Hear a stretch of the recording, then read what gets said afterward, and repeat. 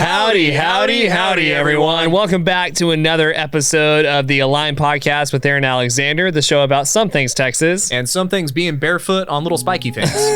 Tito's and Shiner, gonna be an all-nighter, and I just might find her at the Whataburger line. Dance halls and women, but man, I'm wishing that I was fishing by the river tonight in Texas.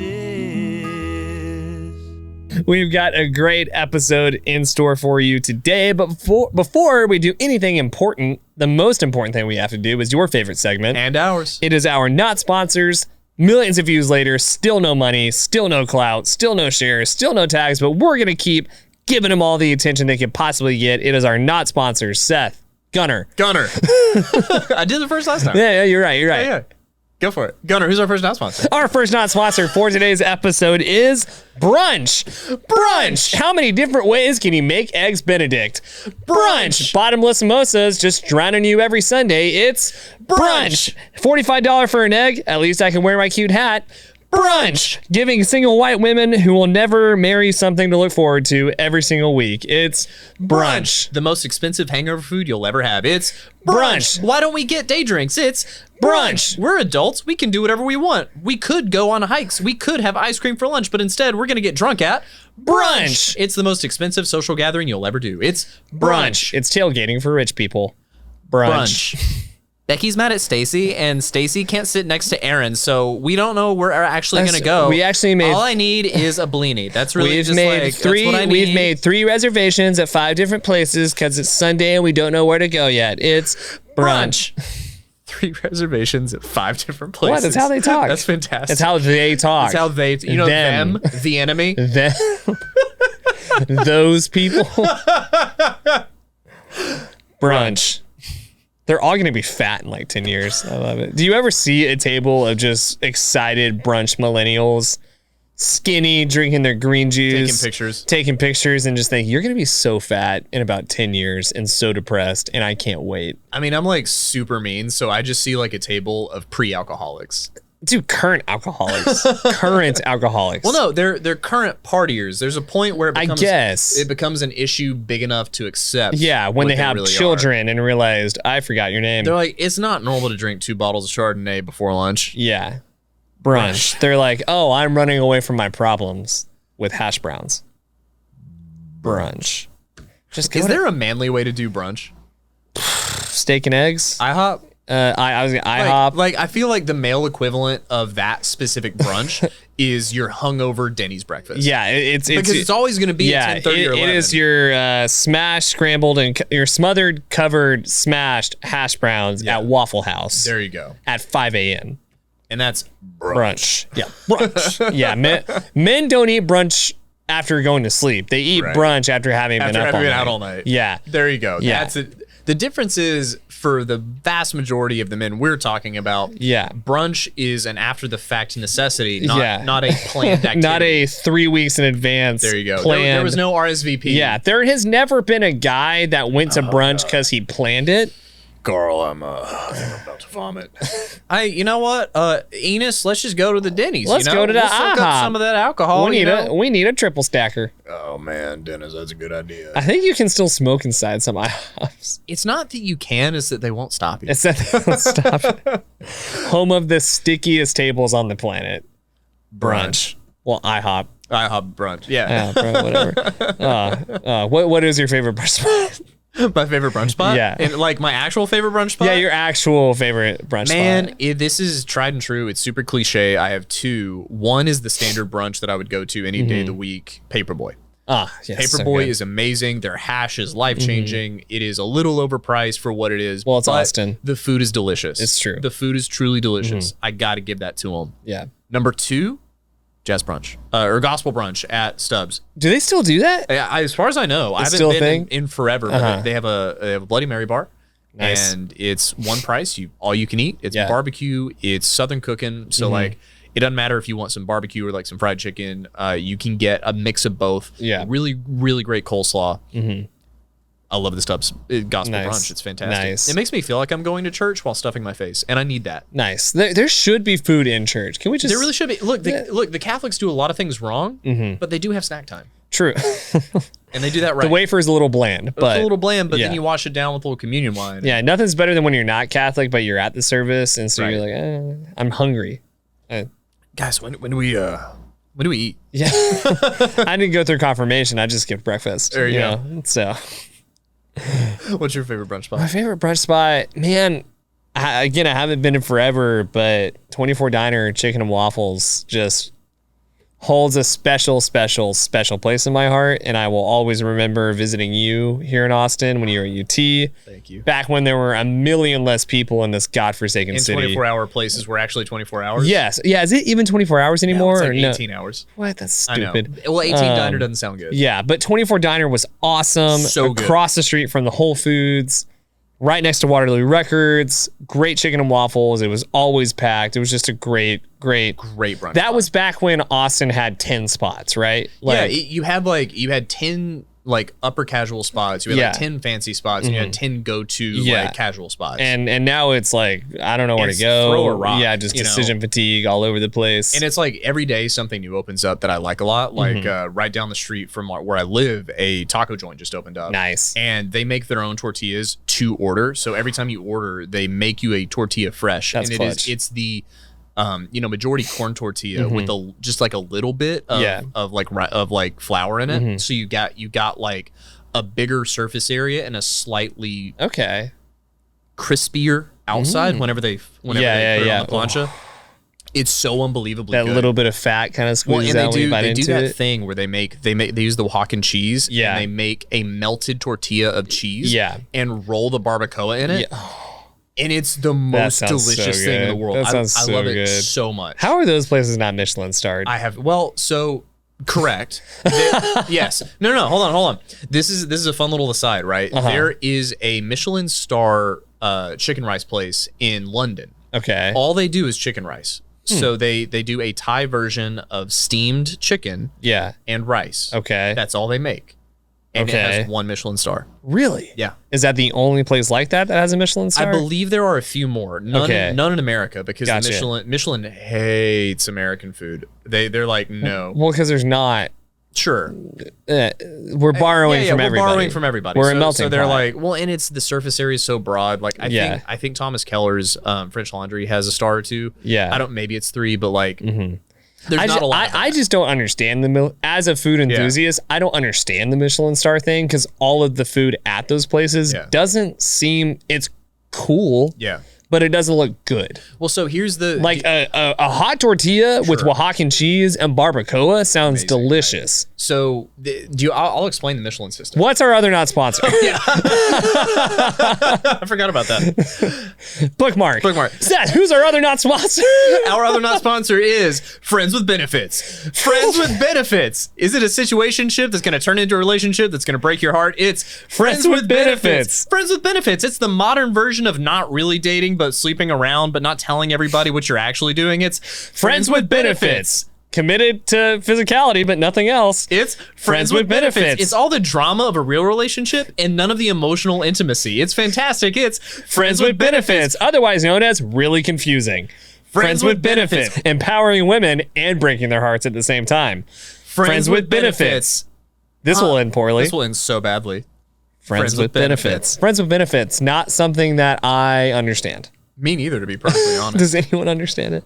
I think that's why it's such a like polarizing issue. It's like, oh, we're friends, but we have sex, and that doesn't mean anything. Yeah, but Really? sex means everything. It means so much. It is an exchange of emotion. Yeah.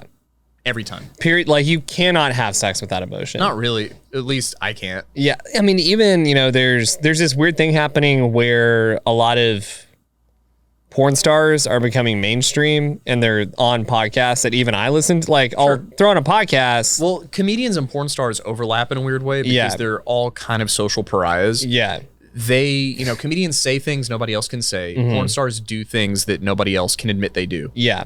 But it's created this thing where I've seen some clips of porn stars that I wouldn't otherwise know existed. Sure.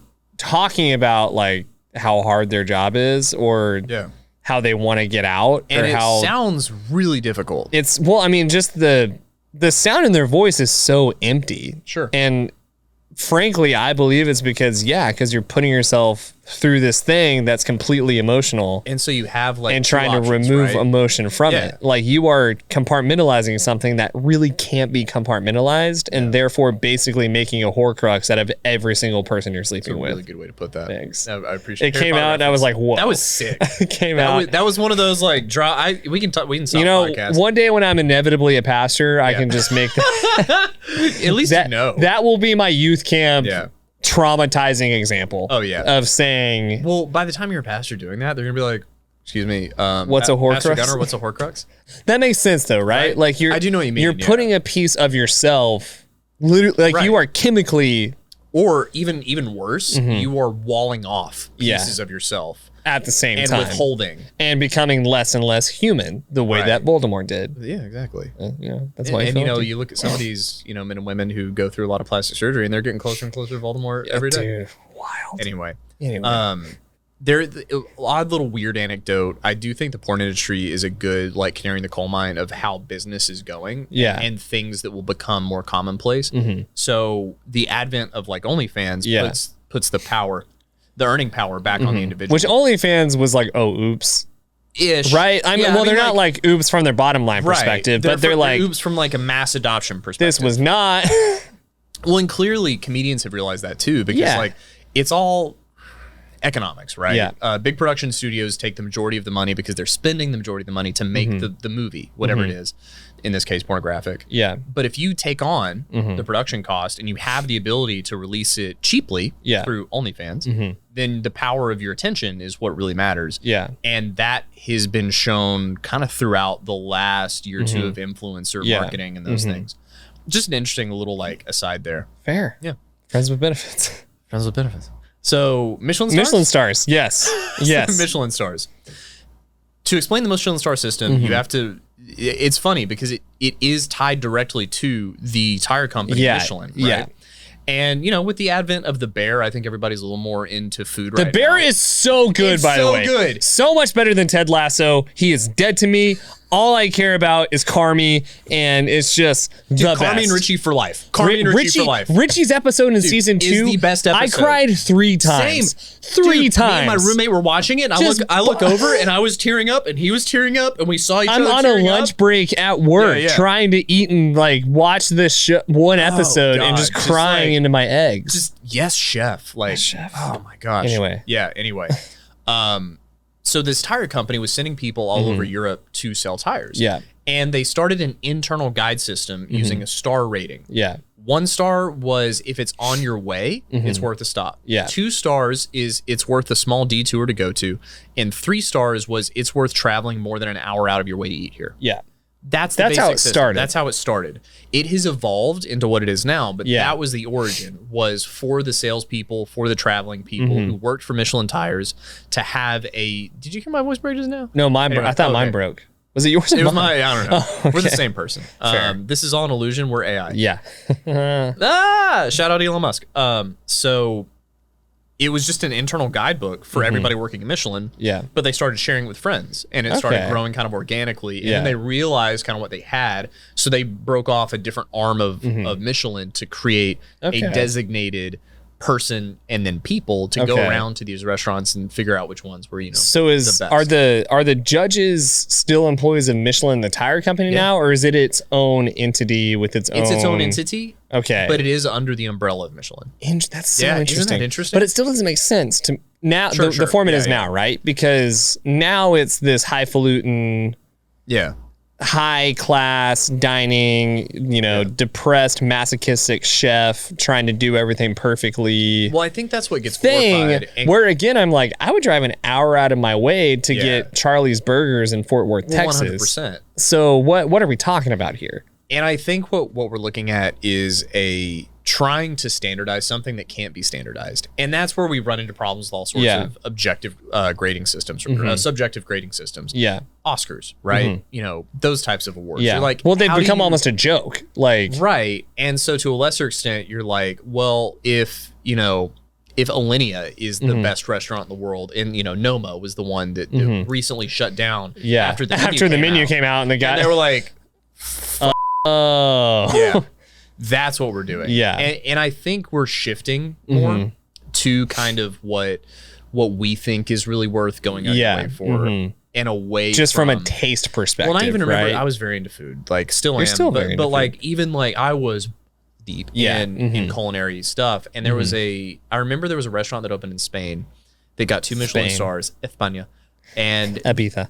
the entire concept of the restaurant was everything was cooked over open fire. Yeah. And the kitchen was basically a backyard. Yeah. Like it was not a French brigade style kitchen. It was like 3 people cooking their asses off Over fire. over fire. Yeah. And like the dining room was nice, but it wasn't like It was just you didn't have to dress up. Good over fire food. And then you've got, French Laundry, Alinea, Noma, these places where you're spending like 5 hours eating. And thousands of dollars. And it's, a meal at Alinea is like $1,200 per head, per person if you include all the stuff.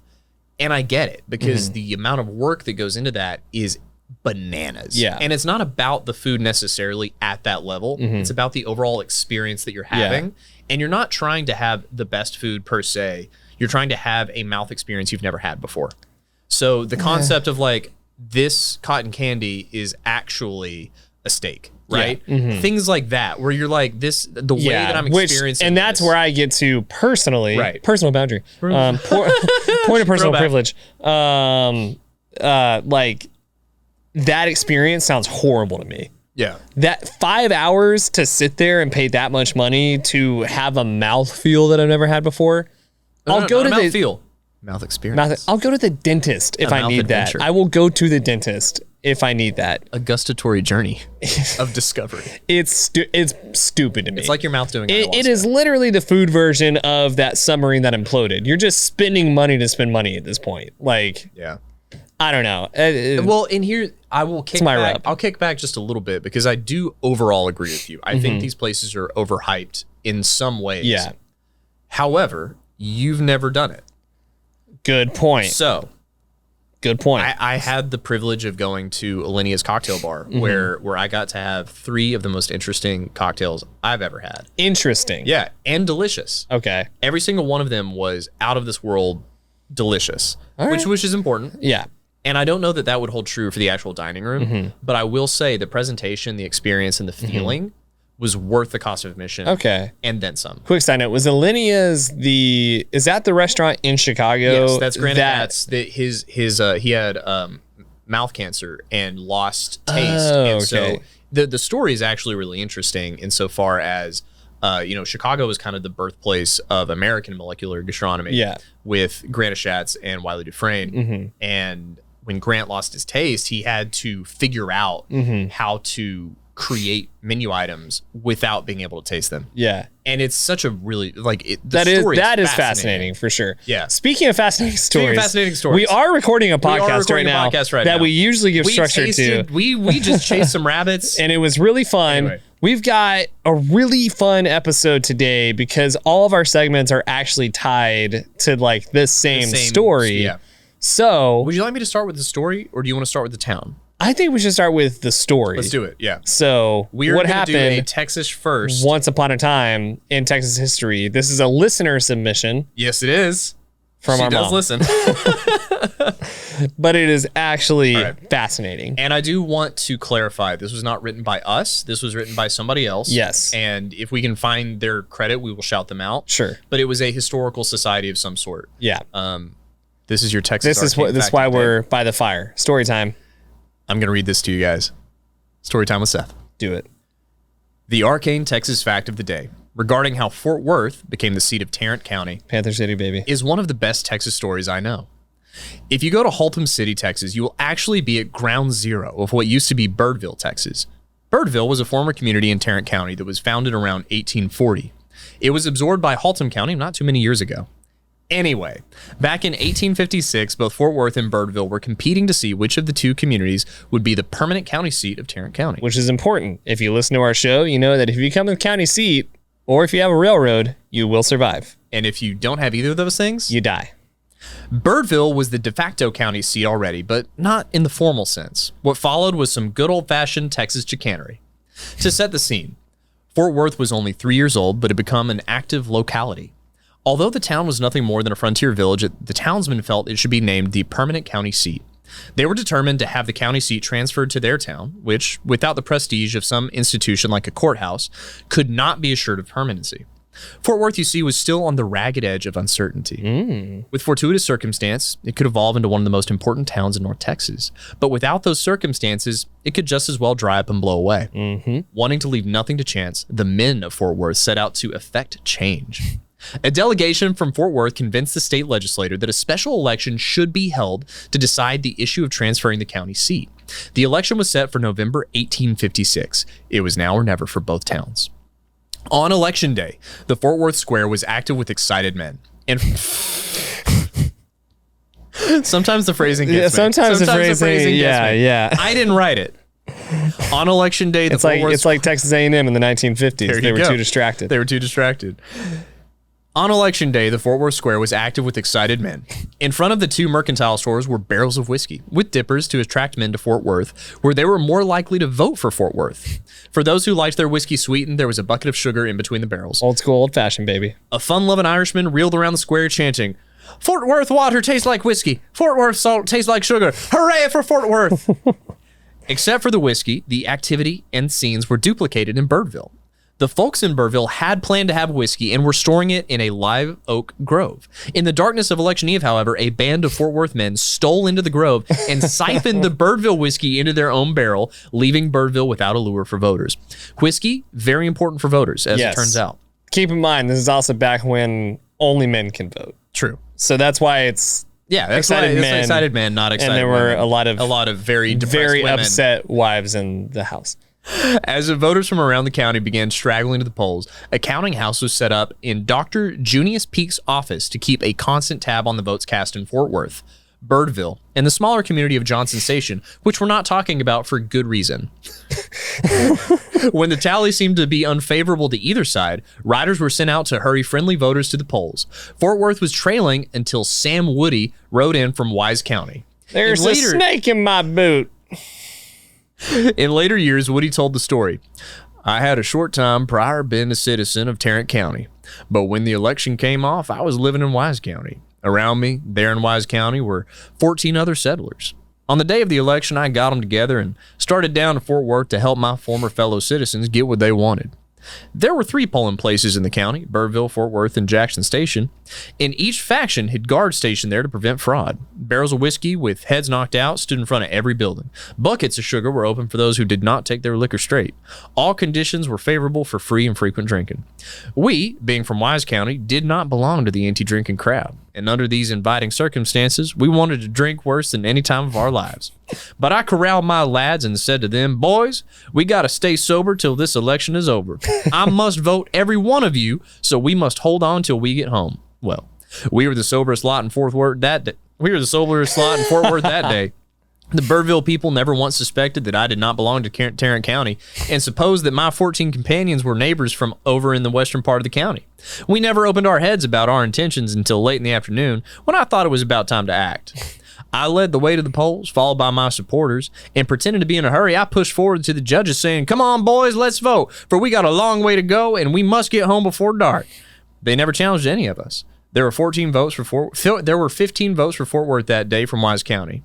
As Fort Worth won the election by only 7 votes, it was due to my help that the courthouse now stands in that city, and Fort Worth certainly owes me a free pass. Free pass for what? Yeah, what is he referring to at that point? Some of my crowd love whiskey awful, and it was the hardest work of my life to keep them away from those tempting barrels that offered refreshment to whomsoever would come and drink.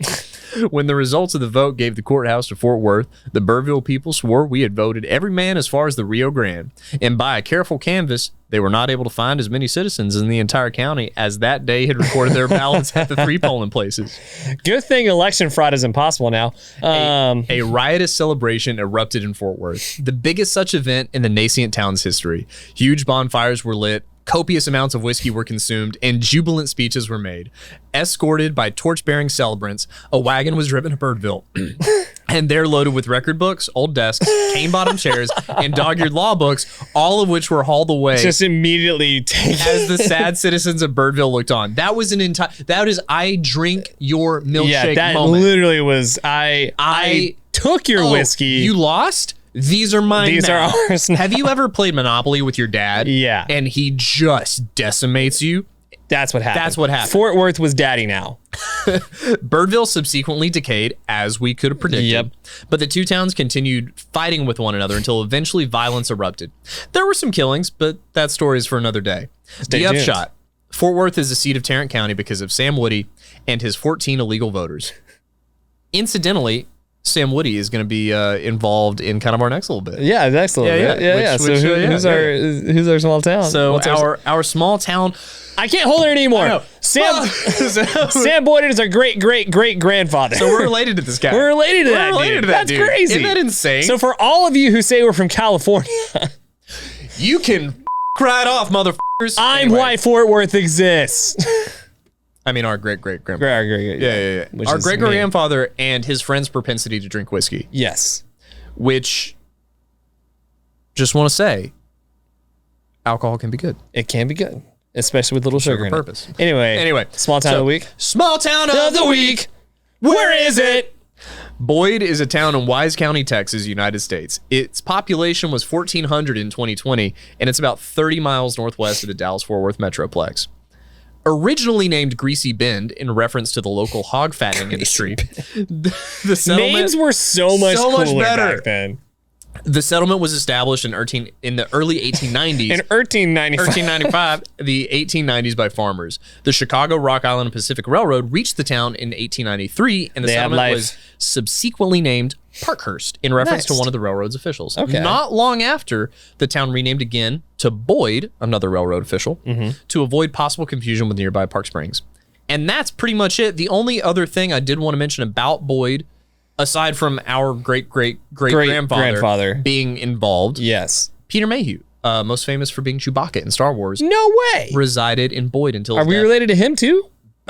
We could be. We are related to At this Chewbacca. point- At this point, we're related to Clearly, everybody. I'm related to Chewbacca. Look at. I'm big. I'm massive. I'm So if hairy. you're Chewie, does that make me Han Solo? Yeah. Yeah. Let's go, man.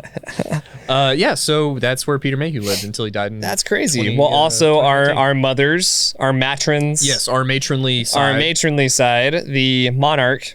Wait. What's Is it a monarch if it's a chick? matriarch? Our matriarch. Yeah. Thank you. I see how you got Math. That. Yeah. Our mother's maiden name is Boyd. So the Boyd bloodline is literally traced to Boyd, Texas. Yeah. Which she dropped that on us last week. Like, oh yeah, she was talking about Sam Woody, our great-great-great-grandfather, who's responsible for Fort Worth being the county seat of Tarrant County. Yeah. And then she goes, yeah, he's buried in Boyd, Texas. And we were like, wait, you mean Boyd As in our uncle Dan Boyd, like Boyd, the as last in your name? side of the family? It was just a cool moment because It was so I've fun. lived my whole life thinking there's nothing cool about our family history, which is fine. That is okay. But sometimes it does suck to because you hear other people's family histories. Oh, I'm related to Davy Crockett. You're like, like my grandfather was Jeffrey Dahmer, and you're like, whoa, I didn't That's even know so cool. That's wild. I didn't know he slept with women. Yeah, you know? right. Well, he only killed men, so you know. But like they have these cool little things, and I'm always like, we were farmers in Kentucky. In Alabama? There's speculation that there's Native Americans somewhere, but Right. It's pure speculation. And now I've got this. I've never gotten my gene tested. Now we finally have something. We finally have something. Finally have something. Finally have it. There's a town. There's a guy who was an alcoholic, and we also have on that same side of the family a sheriff. And I can't remember if we've talked about this guy yet. maybe we will in a future episode. But that sheriff was involved in a gun chase, or a car chase with Bonnie and Clyde. What? Yeah. Okay, we got to do another episode on that. I feel like we did that guy. We maybe did that guy. Maybe because anyway, backing up to this Once Upon a Time, because that's the longest one we've ever done.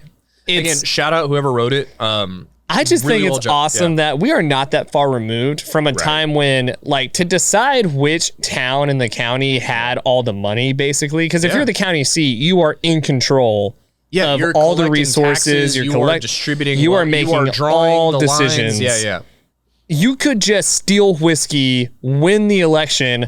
Ride your horse over there and take all of the stuff. Yeah. So like, it's cartoonish. Yeah. Because literally in the dead of night, a couple guys were like, Fort Worth might not get the county seat. What are we going to do about that? You know what I think we should do? I heard they were hiding their barrels of whiskey in this live oak grove. We should just take it. Remember that time in high school when we siphoned all of Mayor Hennessy's whiskey? Let's do that again in Birdville. That's funny you think they went to high school. Part of the joke. Very good. Yeah.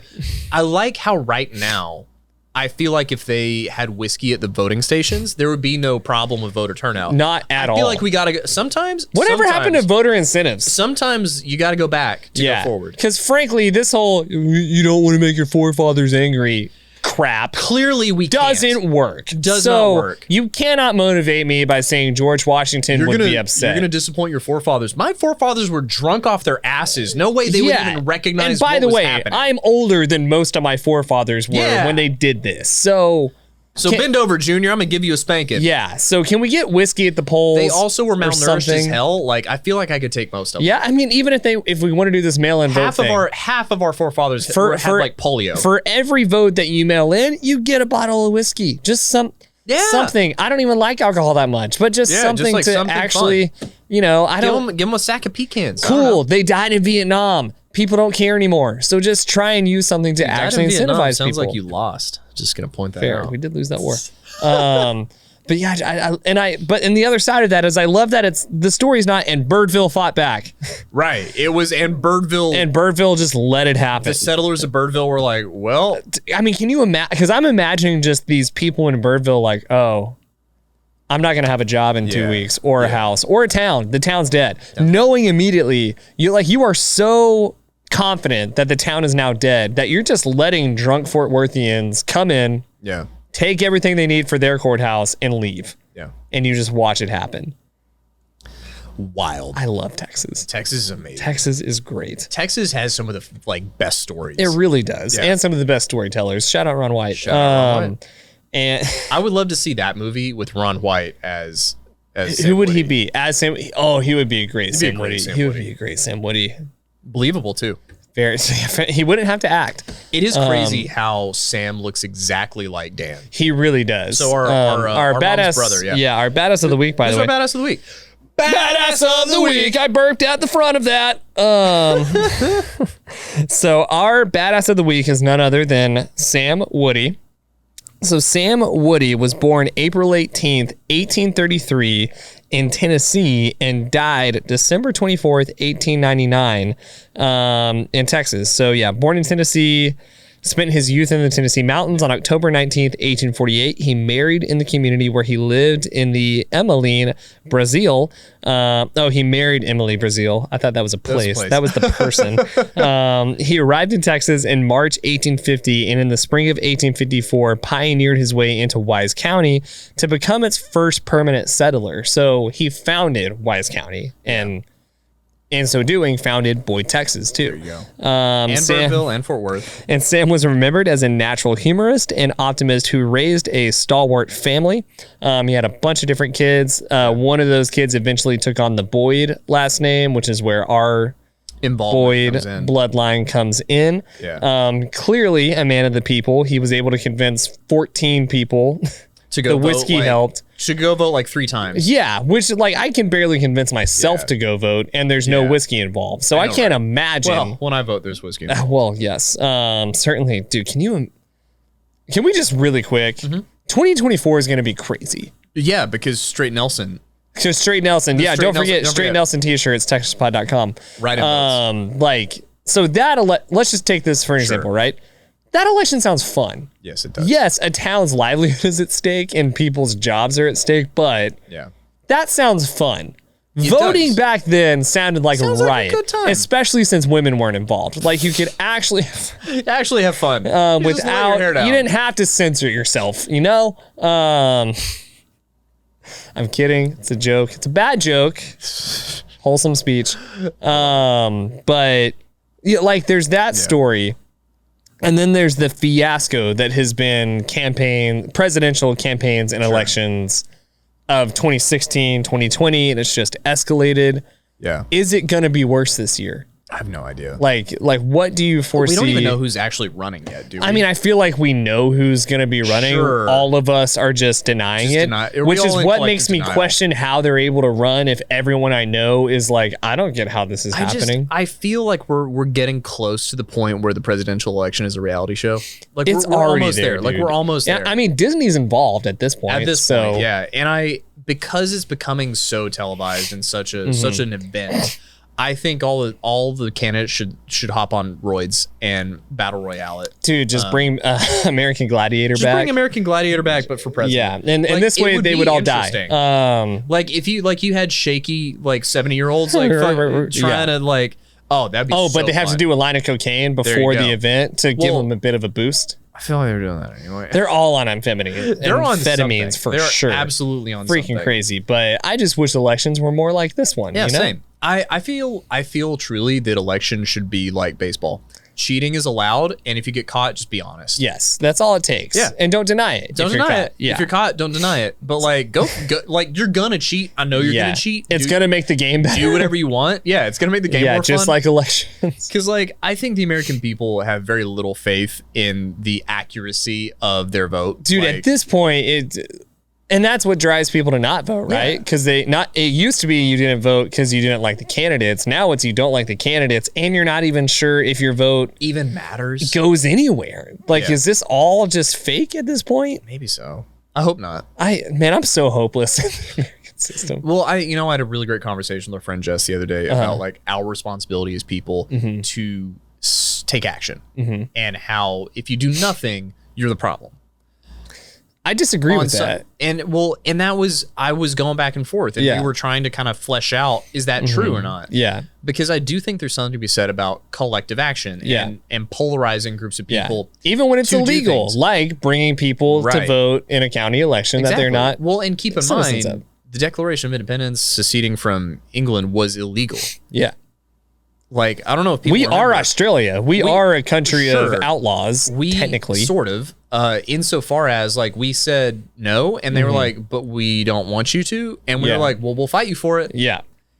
And then we fought each other. Yeah. Like that, there was collective action around it's a simple way to put it. Yeah, I'm oversimplifying a lot of history. I do that a lot. Yeah. I'm white. I get to. Yes, exactly. I write the history books. Yes. Clearly. You have the power. My point being, had they done nothing, we would be under we'd be Canada. Yeah. Essentially. Yeah. Right? Which sounds awful, honestly. Yeah, it sounds terrible. Yeah. Yeah, I don't want any part of that. Yeah, I feel like anyone who's like, I just want to live in Canada has never been to Canada. Never been to Canada. Yeah. Yeah. You know, they've never experienced 22-hour darkness and negative 22 degrees. So in the middle of July. Yeah. Anyway. Wild. Or mosquitoes that are that big. Or a moose. Period. Yeah. Or Brunswick stew, which is disgusting. So anything is tasty if you do it right. Prove it. Challenge accepted. All right. But yeah, so no hope in elections unless there's whiskey involved. I think that's what we take away from this. And if you're interested, you can go check out Sam Woody's cabin. It is a historical landmark in Wise County. He does not live there. Not anymore. He did live to be 94. He did live which really is long like time. 150 in today's years. In 1800 years. Yeah, especially if he was pounding whiskey and sugar almost every night. He just straight up Texas badass. Texas Sam badass. Woody, let's go. Shouts out great grandfather. We feel you in our blood. I'll pour it out for you, Grandpa. Yeah. Great Great grandpa. Grandpa with a little 3. There you go. Yeah. Grandpa awesome. cubed. Awesome, y'all. Well, don't forget, Straight Nelson 2024 candidacy campaign t-shirts are available at texashpod.com.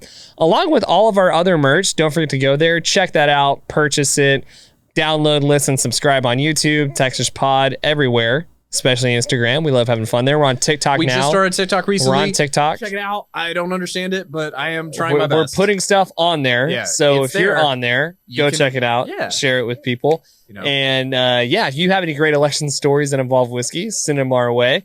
And if you have any other write-in options for the next presidential election, we'll give it a shot because no good options so far. And we hope that you all have a great week. We'll talk to you next week. Bye, y'all. Howdy, howdy, howdy, everyone. Thank you so much for enjoying this episode of Texish. If you liked it, subscribe. That way, anytime new reels or new episodes come out, you'll be the first one to know. It also, frankly, help us keep doing something that we love. We hope you love it too. If you've been listening for a while or you're a new listener, go to our store at texishpod.com. We've got a couple of t-shirts there. You can see one of them right here. They're really good, really high quality, and frankly, we just think they're the best. So go buy a shirt, make sure you subscribe, and thanks for tuning in. Bye, y'all.